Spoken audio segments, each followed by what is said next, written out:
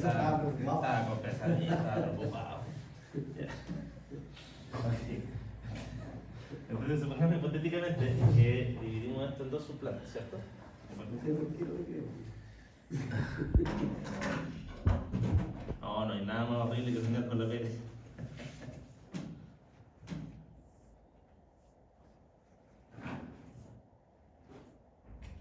¿Qué estás escribiendo, señor?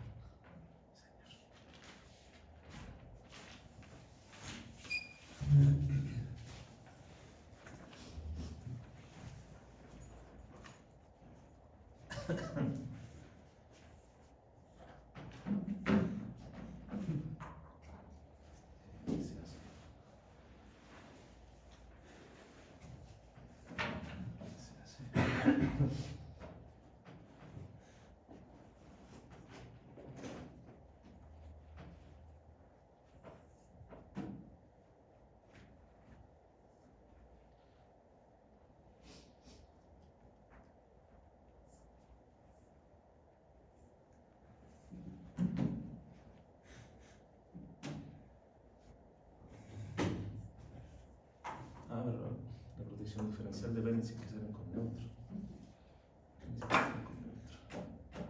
Es que lo que me pasa es que tienen los strings, y aquí se supone que va cierto el modelo, el nombre del modelo con la potencia, modelo x watts, por la cantidad por string, ¿cierto? Por el número por string. ¿Cuántos tengo por string? Y luego tendría la cantidad de strings, pero que van por inversor, ¿cierto? Entonces todo este conjunto va multiplicado por el número de conjuntos, ¿ya? Por el número de conjuntos.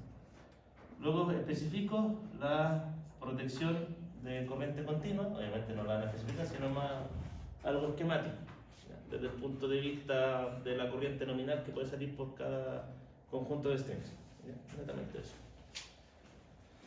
Pasamos al inversor, modelo tanto y la cantidad. Luego pasaríamos a la protección termomagnética, ¿cierto? Que tendría la salida del inversor. Ahora bien, los inversores como tal cuentan con sus propias protecciones internas, de sobrecargas, de cortocircuito, entonces cortan automáticamente y vuelven a encender. Pero obviamente uno le da respaldo posteriormente, ¿cierto? En el lado de continua y en el lado de alterna. Tenemos el lado de alterna. ¿Puede dar protección diferencial? Sí y no. ¿Por qué? Porque dependiendo del inversor puede salir en delta, puede salir sin neutro. Entonces saldrían solamente las tres fases. ¿Ya? Depende de la configuración del inversor que tenga. Si tiene neutro, podrían colocarle protección diferencial. ¿Ya? Entonces, una vez que tengo esto, lo que vendría siendo una barra. Tendría aquí el transformador elevador. Yo encuentro que dibujo tan feo, yo a veces los dibujos del profesor Renan en la pizarra y como que yo los dejo ahí donde se quedan tan bonitos y como que yo intento escribir al lado, me acomodo por ahí donde le quedan tan bien. Y ahí yo dibujo tan mal. Ya. En AutoCAD me peino, pero de aquí a mano. Ya. Entonces, el cuento aquí, si lo intentamos hacer lo más típico posible, tendría ahí el transformador, ¿cierto? El transformador. Aquí tendría sus respectivas barras. Y este tendría que tener dos transformadores de corriente. Dos transformadores de corriente. Uno acá, con la polaridad aquí, por ejemplo, y el otro lo tendría que tener por este lado. Pero con la polaridad abajo. ¿Por qué le estaría invirtiendo la polaridad a uno? ¿Qué función podría utilizar con ese? ¿Invertir la polaridad de qué, perdón? Por ejemplo, aquí puse uno con una polaridad y el de aquí lo puse con otra polaridad. Creo que son. Son transformadores de corriente. Y esto va a ir conectado a un relé. De hecho, aquí la sumatoria es a cero. Fue conectada. Para una función diferencial. Una ANSI. Bueno, aquí obviamente vamos a tener las típicas. ANSI 50 y 51. Si yo aquí dibujo una curva de corriente versus tiempo, y yo por ejemplo tengo una curva extremadamente inversa, que obviamente esta continúa hacia acá, y luego tengo una instantánea, que aquí hace en el cruce, ¿cierto? Y esta termina así. ¿Cuál es la 50? ¿La de arriba o la de abajo? La que tiene la 50 es la que tiene que operar más rápido. ¿Cuál será la 50? ¿La de arriba o la de abajo? La arriba los 50. Vamos a hacerlo con color mejor.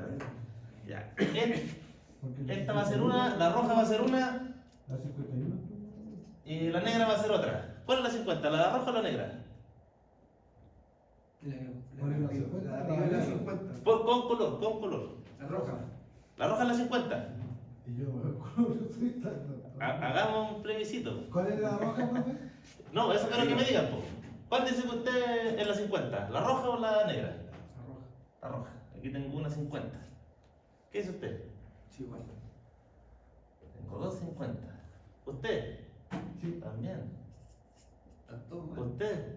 Sí, la de corto ¿Qué? circuito. No puedo, me dice, no puedo. No sé, no se llama. Ya, ¿qué dice usted? Pero, profe, la temperatura corriente. Ah, no sé, yo no sé. La negra, No sé, profe. tiempo corriente. La negra. ¿La negra es usted? Sí, porque ¿Qué es usted? en el tiempo. Mayor corriente es la de abajo. La negra. Tiempo, sí. En razón. La 50 la de abajo. Es la instantánea. Es más rápido. Sí, la de arriba la de tiempo inverso. Sí. Que es la 51. Entonces, esta 51 y esta es Que yo soy semidios, 50. No, yo soy un simple mortal. Yo soy un simple profesor honorario. En el caso de la 51, bueno, la 50, lo que siempre van a cambiar va a ser el pick-up o el time dial. ¿Ya? ¿El pick-up qué? El time dial se mueve hacia el costado o se puede mover hacia arriba. Generalmente esta me permite moverme más hacia los costados solamente. ¿Ya? En cambio, la 51, aparte de esta componente, aquí arriba igual tiene otra. Una pequeña ruedita ahí. ¿Ya? Que este vendría siendo el pick-up de sobrecarga. Porque, por ejemplo, si yo tuviera la curva de un transformador, supongamos que tengo la curva de un trafo. Ya, pasamos a clase de protección. Yo tengo la curva de un trafo, yo lo que voy a tener, esto es lo que va a haber el cortocircuito, ¿cierto? Esta parte, el cruce. Entonces yo voy a tener la curva de daño de un transformador. Aquí voy a tener su corriente inrush, que es la de energización. Y aquí voy a tener FLA, Full Load Ampere, la corriente nominal del devanado que yo esté observando. Esos son los tres componentes que voy a ver en el trafo. Entonces, ¿qué tengo que asegurarme? Una, que permito el inrush, y este tengo que darle un poquito de sobrecarga, porque tengo que permitir la nominal, ¿cierto? La nominal del transformador. Pero no tengo que dejar que el cortocircuito toque la curva de daño. ¿Y por qué lo que yo tengo que proteger queda a la derecha y lo que tengo que permitir queda a la izquierda? Porque la corriente viene desde acá abajo. Entonces, cuando ocurre un cortocircuito, viene así. Entonces, en este instante de tiempo, lo va a ver el relé. ¿Ya? En ese instante de tiempo lo va a ver el relé. Y cuando yo lo quiera coordinar con otra protección que se encuentre aguas arriba, y esa yo quiero que, por ejemplo, quede de respaldo.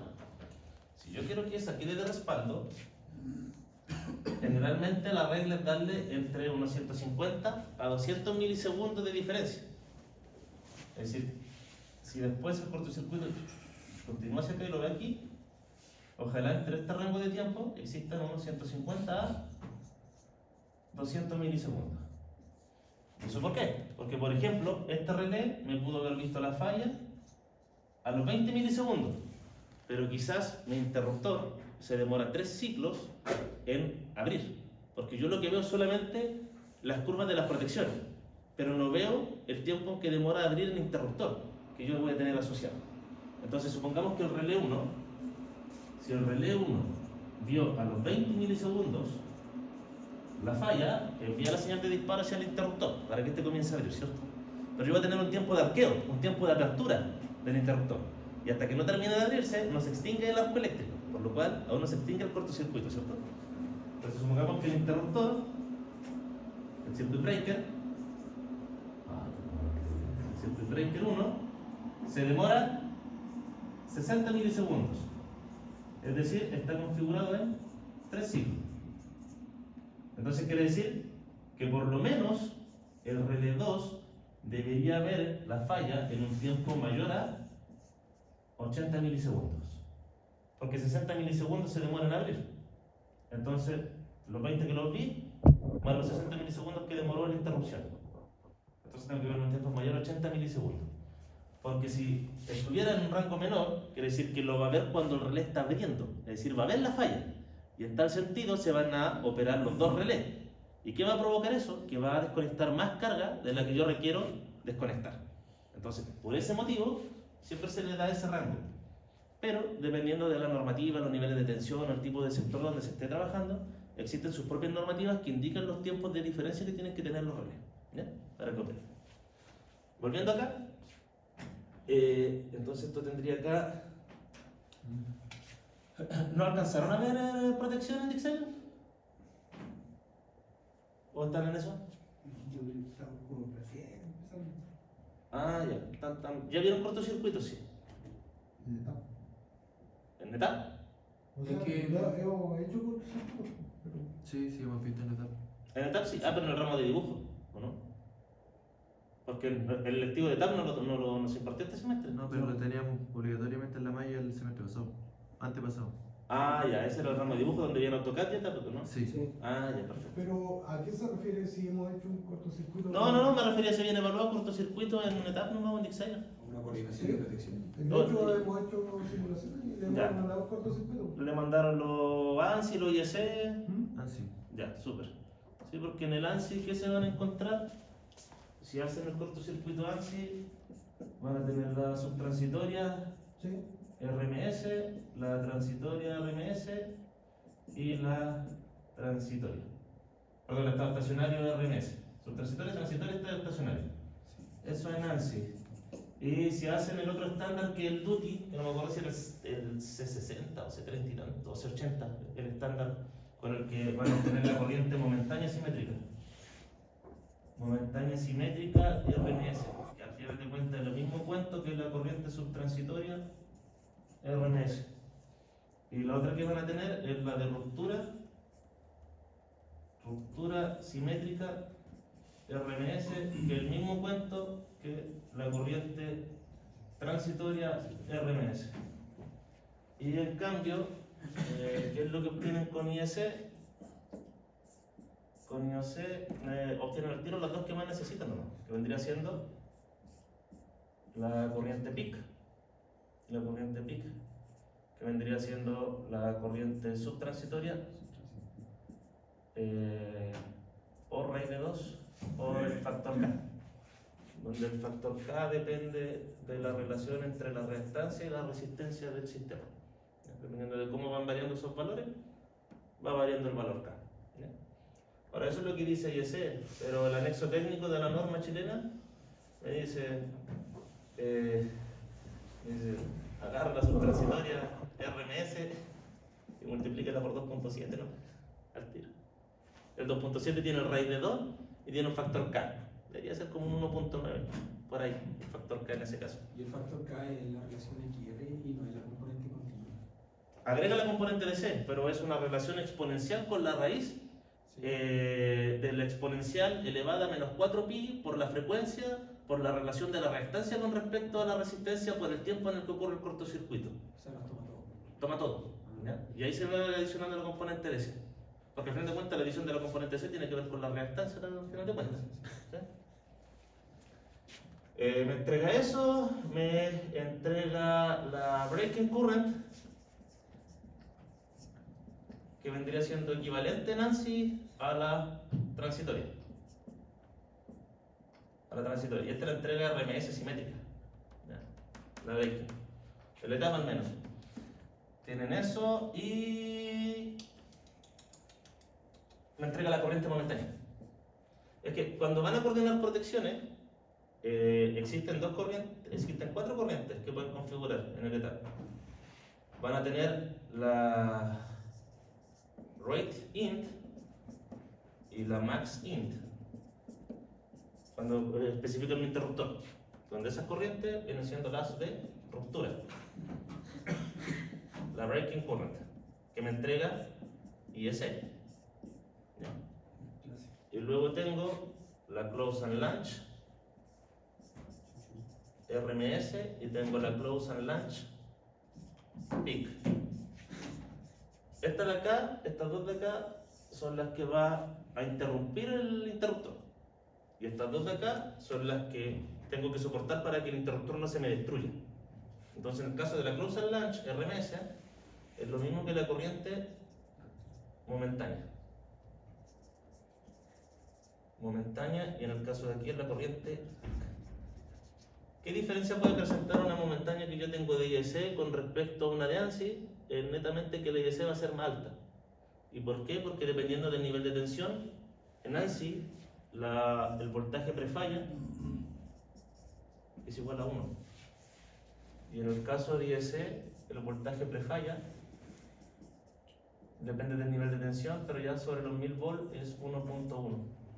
Entonces, si recordamos que la corriente de cortocircuito viene siendo la tensión prefalla, ¿cierto? Sobre la impedancia del sistema, ¿cierto? Es un cortocircuito. Ustedes están acostumbrados a que sea 1 sobre la impedancia. ¿Por qué? Porque ANSI asume que la tensión prefalla es 1, es el 100%.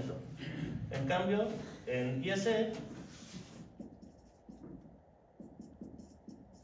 es 1.1 sobre la impedancia. Entonces, si la impedancia es la misma, pero el voltaje es más grande, quiere decir que la corriente de cortocircuito también me va a dar más alta. ¿Ya? ¿Por qué asume que ese 10%? Es que IEC tiene diferentes factores de cálculo. Y uno de los factores de cálculo asume una peor condición donde la tensión prefalla puede ser más alta. ¿Ya?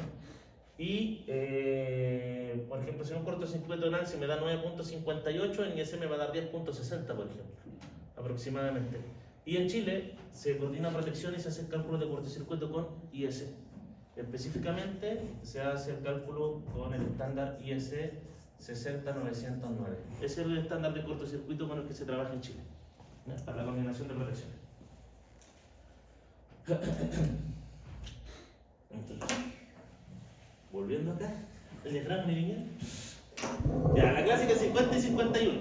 Pero aparte, hay una que se llama 87T. ¿Ya? Que la 87 es el código diferencial. Y la T es para transformadores. ¿Ya? Entonces, generalmente para los transformadores siempre se pone una diferencial. Entonces, ¿qué necesito yo? Invertir la polaridad. Para que en vez de que el flujo de corriente, en este caso, va así. ¿Cierto? Que tengo la fuente acá abajo yo ahora. Entonces el flujo de corriente va así. Aquí tengo I sub 1 y aquí tengo I sub 2. Entonces yo invierto la polaridad para que en vez de las dos se vea en el caso contrario. Y de esa manera yo las pueda restar cuando pasen por el relé. Ese es el fin. Es la cero. O sea, no hacerla cero, sino que... O sea, si son cero. Es que yo siempre voy a tener pérdida en el camino, entonces siempre se deja un cierto umbral dependiendo del estándar con el que se esté trabajando. Por ejemplo, en las casas nosotros tenemos diferenciales con 30 mA. Entonces, ¿qué hace el diferencial? Entre la corriente que entra y la corriente que sale, si me da 0 estamos bien. Si me da 0.29 mA estamos bien. Pero si me da, si me da 29 mA estamos bien. Pero si me da 30 mA, va a actuar. Y recordemos que la capacidad térmica que tiene el diferencial, por ejemplo, esa de 25 amperes, no es para proteger el circuito contra cosas térmicas, es para proteger el propio diferencial.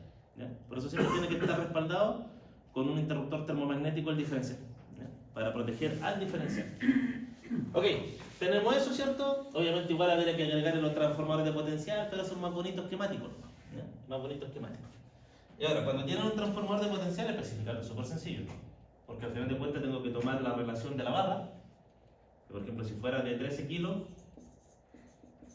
voy a tener que buscar un transformador de potencial que sea de 13 kilos y que me lo baje a 240 o 120 volts. Profe, el símbolo que colocó el primero de arriba, ¿qué es lo que es un interruptor? ¿Ese? ¿Sí? Sí, ese es un interruptor. Es que como aquí pasamos alta y aquí estamos en baja, parece un circuit breaker acá. Y acá pasa a ser un interruptor. ¿Y el de abajo qué es lo que es, perdón? Es un circuit breaker de caja moldeada. Esto. Es que ese puntito de ahí es el de la polaridad del trafo de corriente. Esto es un trafo corriente, esto es un trafo corriente. Y van conectados al relé. ¿Ya? Eso es. Y es el interruptor. Entonces el circuit breaker también puede abrir la diferencial con la programación del relé. ¿Ya? Los cajamoldeados, la ventaja que tienen es que yo les puedo conectar trío electrónico y puedo ir modificando la curva de la protección. Por ejemplo, una termomagnética es su curva fija nomás. Pero los cajas moldeadas ya no pasan a ser como termomagnéticos como tal, son más electrónicas. Entonces yo puedo ir modificando su curva, en frío o en caliente. ¿Ya? Puedo ir modificando su curva. Entonces, este sería el esquema, por ejemplo, si hicieran todos en una sola rama. Si hicieran con dos ramas y esto lo replican hacia el lado, aquí necesitarían una barra más larga, ¿cierto?, que conecte las dos subestaciones. Y luego el alimentador que se va al punto de conexión. ¿Ya? Eso sería el diagrama lineal. Así sería. Así sería. ¿Ya? Y ahí, bueno, la potencia del trafo facilito. Toman la potencia, dicen ya, tengo 12 megas de salida, no sé, tengo 8 megas salida del inversor, 8 megawatts. Y yo quiero saber la potencia del trafo.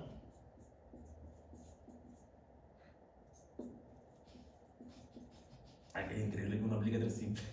Ya, los 8 megawatts tienen que ser el 80%. Y la del trafo va a ser el 100%. ¿Por qué? Porque siempre hay que dejar un 20% adicional de potencia para el transformador. El tema es que aquí van a asumir un factor de potencia unitario prácticamente.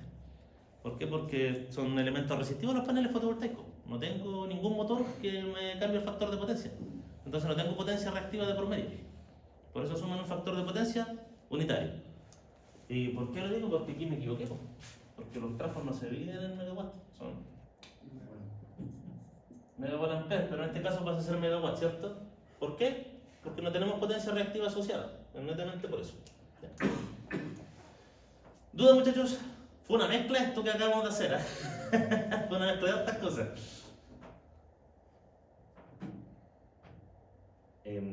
Y volviendo allá, tienen que tener ojo, por ejemplo, ahí le dije, la mesa sobrecarga el inrush.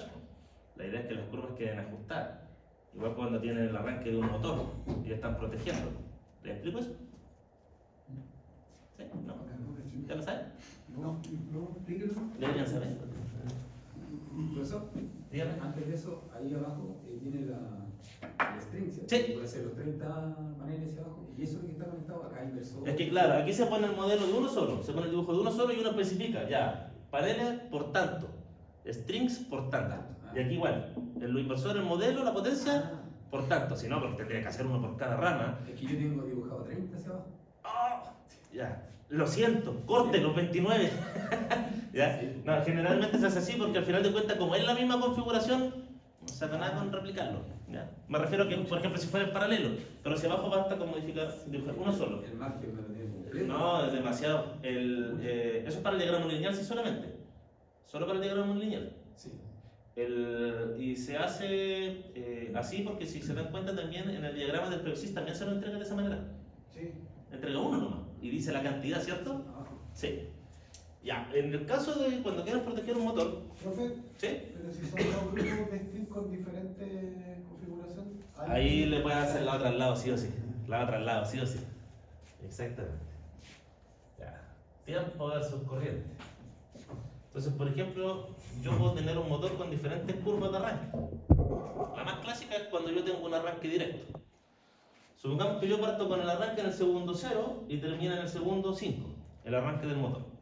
Entonces, como esto es corriente, voy a empezar con una corriente alta, ¿cierto? Empiezo con una corriente alta. Esto es un análisis estático nomás, ¿no? Entonces, cuando llego al segundo 5, aquí, ahí. Y la corriente obviamente va a bajar, porque aquí terminó el arranque, ¿cierto? Y ahí se mantiene la nominal a través del tiempo. Entonces, algo así sería la curva de arranque directa de un motor, inducción, por ejemplo. Y ahí tengo la corriente nominal. Entonces, ¿qué tengo que asegurar yo con mi curva de protección? Bueno, aquí aparece otra curva más. Pero, por ejemplo, tendría que ser ahí. Si yo lo hiciera con solo 50-51, tengo que permitir un poquito de sobrecarga, ¿cierto? Siempre permito un poco más de la nominal. ¿Cuánto? Depende del estándar con el que estén trabajando. Y aquí viene el otro punto, ¿eh? Y aquí se produce el quiebre. Esa es una curva, esta es la otra. Y aquí viene la otra. La distancia que yo permito entre este punto y ese. esa es la sobrecarga que yo permito en el arranque del motor. Entonces muchas veces como un 2% más de la corriente de arranque. ¿Por qué? Porque no puedo permitir en exceso una gran diferencia de la corriente de arranque con respecto a la curva de protección. Siempre tiene que ir un poco ajustado, ¿ya? Entonces aquí muchas veces se trabaja con 3 curvas. Tengo la 50, tengo la 51, que vendría siendo de sobrecorriente, que vendría siendo esta, por ejemplo así. Ahí. Pero luego aparece otra que es de sobrecarga, ¿ya? Otra que es de sobrecarga. Y la de sobrecarga me permite manejar bien la parte térmica del relé. O sea, perdón, la parte térmica del arranque, ¿ya? Estas son overcurrent. Las 50 y 51 son overcurrent. Y esta es overload, la térmica. Se lo digo en inglés porque me las quiero dar de gringo, ¿ya? Nada, ¿Qué número generalmente tiene? ¿Esa es la qué número es? esta... no me acuerdo. No me acuerdo, pero si se quieren ir a la segura, un relé que nos trae es el de ABB. No, hombre. La REF 615. El relé ABB REF 615 trae una componente térmica, por si le quieren echar un ojito. Eso se puede utilizar para proteger motores, ¿ya? Y ahí aparece la curva térmica. Entonces la de sobrecorriente la puedo desplazar más hacia acá y con la otra manejo la sobrecarga que yo tengo. Ahora, eso es con un arranque directo. Si yo tuviera un arranque estrella delta, el puerto cambia. Pero me falta algo. ¿Qué es la ampacidad de un cable? La capacidad de corriente, ¿cierto? Entonces yo no puedo superar la ampacidad, ¿cierto? Entonces la ampacidad del cable que está asociado al motor tiene que quedar acá. Esta vendría siendo la ampacidad. La ampacidad del cable.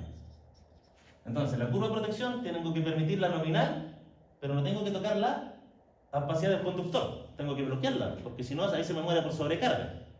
Pero aparte, el cable igual se me puede morir por cortocircuito. Entonces también está la curva de daño del cable, que es esto. Esa sería la curva de daño del cable. Porque el cable es constante. ¿Qué quiere decir esto? Que a medida que va aumentando la corriente, necesita menos tiempo para destruirse. Entonces tiene que quedar a la derecha y arriba del relé.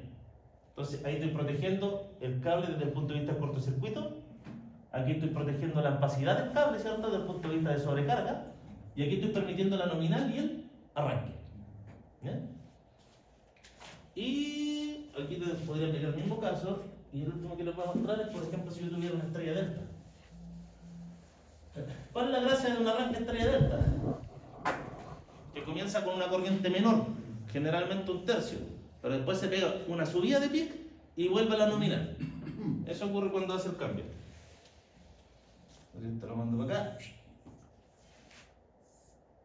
La curva estrella delta sería como algo así. Es como, ya, comienzo con una corriente menor a que se arrancara con corriente directa. ¿Ya?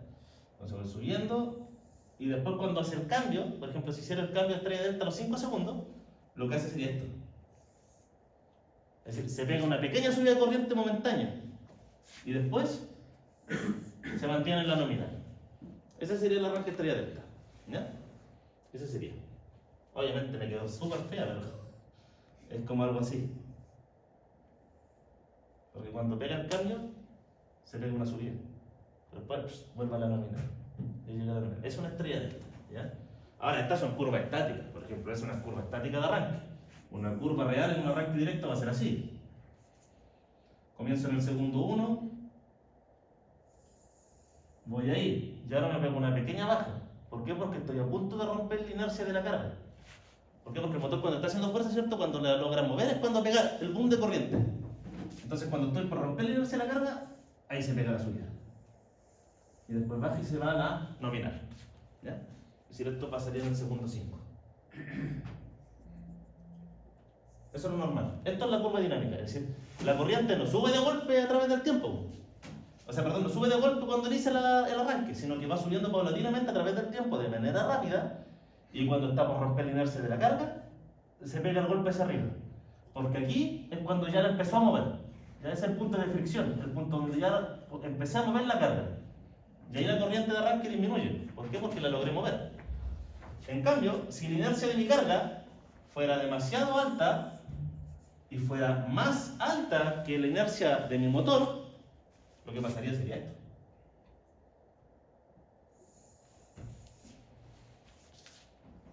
Porque no puedo mover la carga. Está haciendo fuerza cada rato, pero no la puedo mover. La inercia de la carga es mucho más grande que la del motor. Entonces se mantiene constante la corriente de arranque en el tiempo. ¿Y a qué conlleva eso? Si no hay protección, murió motor. Murió motor por sobrecalentamiento, ¿cierto? Porque se mantuvo en una corriente elevada en todo momento. Ese es el inconveniente. ¿Ya? Así es como funciona.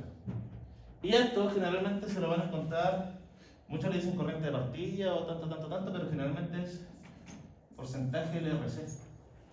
Locked Rotor Current, corriente de rotor bloqueado. ¿Ya? Entonces, si me aparece en la ficha técnica 650% de LRC, significa que sube 6.5 veces la corriente nominal en el arranque. A eso se refiere el 650%. ¿Ya? A eso se refiere.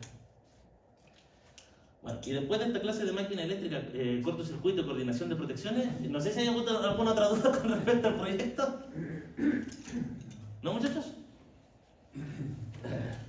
Bueno, esto yo al final de cuentas, esto al final de cuentas yo lo paso netamente porque si tuviéramos un año para hacer esta asignatura, podríamos integrar todo esto. A eso voy yo. Que todo al final de cuentas va enlazado. Cuando están en la cúspide de la carrera, todo se termina integrando al final de cuentas. Entonces, si yo quisiera esto, o por ejemplo lo que hacemos en los proyectos de título, cuando diseñamos un PMGD, los muchachos toman el PMGD, ya lo diseñaron PVC, lo hicieron los planos, todo, y después pasamos al diseño. O sea, hacen los estudios de flujos de potencia, en el alimentador, sin el parque fotovoltaico, luego integrando el parque fotovoltaico, luego integrando la propuesta de mejora. ¿Por qué? Porque como voy a poner, como los conductores de media tensión en Chile son radiales, es decir, que se quiten con la subestación primaria de distribución, y aquí empieza a bajar el alimentador, obviamente la sección va a ir disminuyendo, no puede ir aumentando, ¿cierto? Porque como que esto es la fuente. Entonces yo conecto mi parque acá, y aquí por ejemplo antes llegaban 200 kilos solamente desde la subestación primaria, y le estoy conectando 8 megas, claramente todo este tramo de conductores va a estar con sobrecarga. Entonces hay que proponer el refuerzo del alimentador, y después nuevamente hacer el flujo potencia, hacer los análisis de cortocircuito, y luego hacer la coordinación de protecciones con el ramal hacia arriba hasta llegar a la cabecera del alimentador. Ese es el estudio completo que se hace cuando uno quiere conectar un PMGD a la red. Entonces eso hacemos con los muchachos muchas veces en proyecto de título. ¿Y qué lo hago yo? Que me haga coordinación de protecciones 50-51 en trifásica, monofásica tierra, bifásica y bifásica tierra, en todos. Y que me hagan la protección diferencial también, el 87T, adentro del parque. Entonces todo se integra, al final de cuentas, todo va de la mano, tener un proyecto. ¿Ya? Ahora sí, ¿dudas? La conexión a la red puede ir, o sea, va un solo transformador, ¿cierto? Es que supongamos que esto voy a continuar lo de acá, acá.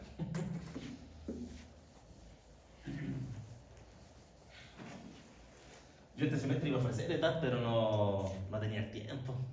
Era netamente por temas de tiempo. Y yo generalmente hago ETAP y hago... No, ETAP y eficiencia energética. Yo hago esos dos electivos, pero este semestre me dio el tiempo solamente para uno. Y yo que paso en ETAP, primero le enseño a armar todo el sistema, que eso ya lo ven un poco en la asignatura que tienen antes. Después hacemos todo el estudio de flujo de potencia, pero desde el punto de vista que ustedes entiendan cómo ver el sistema. ¿Por qué tengo este consumo reactivo acá? ¿Por qué tengo esta baja tensión acá? Y ustedes proponen propuestas de mejorar el sistema. Luego pasamos a estudios de arranque de motores, tanto estático como dinámico, porque una cosa es lo que ustedes ven en la imagen en el nominal nomás, pero ¿qué pasa si un motor va arrancando en tal segundo y después arranca otro? ¿Cómo va comportándose el sistema? Y después vemos todos los cortocircuitos en ANSI y AC, y después vemos coordinación de protecciones, y vemos específicamente 50-51 en trifásica, con sobrecorriente, le enseño con la térmica también, y le enseño a coordinar circuit breaker de caja manual en baja tensión. Eso es lo que vemos en ETAP. Entonces, estamos con cómo continúa este cuento. Ya, ¿Por qué dejó dos break circuit ahí? ¿Acá? ¿Uno acá y uno acá? Sí. Es porque este viene a la salida del inversor, pero después aquí se va un buen alimentador para allá hasta llegar al trafo. ¿Ya? Es netamente por eso, por el largo del conductor. Yo siempre tengo que tener uno de donde sale y el otro donde llega. Es como cuando uno va a un tablero, ¿cierto? ¿Le quiere sacar foto al profe? Sáquele foto, no. Pero en el fondo uno está protegiendo el alimentador. Exactamente. O sea, por ejemplo, en el caso de acá, este está protegiendo, si la corriente, si lo miro al revés, que ya se me dos para cuestionar. Viene la fuente, claro, este está protegiendo el alimentador y acá estamos protegiendo los terminales del trafo alimentador. ¿Ya? Depende de donde uno lo vea desde el punto de vista. Entonces, supongamos que aquí tenían dos subplantas y acá están los respectivos interruptores. ¿Ya? Están los respectivos interruptores. Ahí. Entonces acá sale el alimentador y ustedes dependen. Por ejemplo, pueden tener dos transformadores que ya suban a la tensión de conexión. ¿Por qué? Porque los inversores ya salen en 800 volts aproximadamente. Entonces aquí podrían pasar al tiro a 13 kilos. De 0,8 a 13. Claro, a 13.2. Entonces llegan aquí esos tramos de alimentador a la barra y de aquí sale el alimentador principal al punto de conexión. Y ahí si ustedes quieren le dibujan el equipo compacto de medida y todo el cuento aquí. ¿Ya? Esa sería la diferencia. Ahora, cuando uno le quiere dar más color y son plantas grandes o estaciones grandes, generalmente se trabaja con bypass. ¿Ya? ¿Cuál sería un bypass? Que por ejemplo yo tengo un trafo. Tengo aquí un trafo. Y aquí empiezo a tener seccionadores. Ahí. Y aquí lo que hago es esto. Si no me equivoco es algo de acá, sí, de acá.